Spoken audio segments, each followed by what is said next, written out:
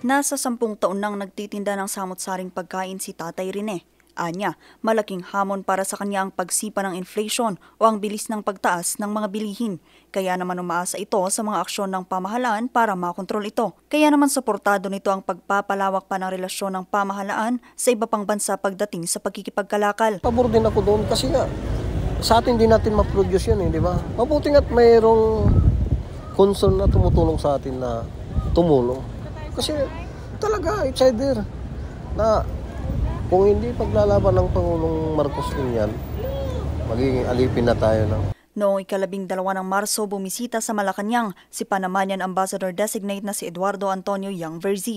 Layon ng pagbisita na pag-usapan at palakasin pa ang bilateral agreement ng Pilipinas at Panama pagdating sa kalakaran at maritime hub.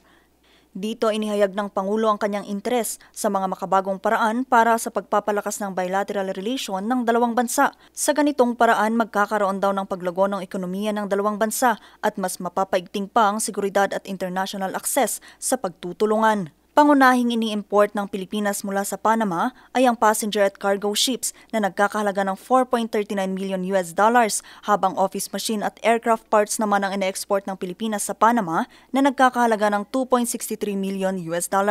Matatanda ang formal na itinatag ang ugnayan ng dalawang bansa noong ika-28 ng Setyembre taong 1973 at ipinagdiwang ng Pilipinas at Panama ang ika-50 taong relasyong diplomatiko noong nakaraang taong 2023. Vanessa Bugtong, RNG News.